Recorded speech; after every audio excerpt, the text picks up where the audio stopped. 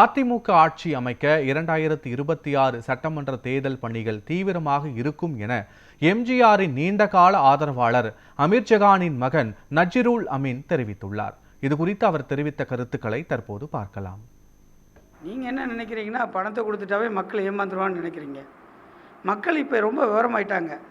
நீங்கள் கொடுக்குற பணம் ஒரு 10,000மோ 20,000மோ ஈவன் 1 லட்சமோ அது மக்கள் பணம் தானே. என்ன கருணாநிதி, எங்கள் அண்ணன் கருணாநிதியோ எங்கள் அண்ணன் ஸ்டாலின் என்ன சொந்தமாக விவசாயம் பண்ணி சம்பாரித்த காசா என்ன?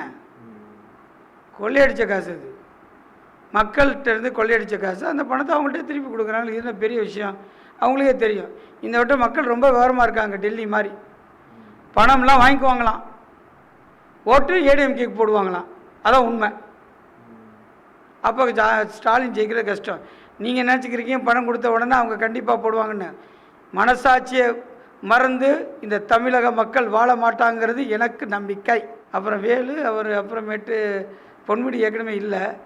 எங்கள் அண்ணன் திருச்சி நேரு, அவர் நேரு காந்தி இல்லை, இவர் திருச்சி நேரு. அப்புறமேட்டு மதுரையில் தெரியல, மதுரையில் யாரோ திண்டுக்கல் சீனிவாசன் தான் தமிழ்நாட்டில் அதிகமான ஓட்டில் 2 பேரும் அதிகமான ஓட்டு வாங்க போகிறாங்க. ஒன்று எடப்பாடி, 2வது திண்டுக்கல் சீனிவாசன். 1,98,000 ஓட்டு வித்தியாசத்தில் ஜெயிக்கிறாங்க.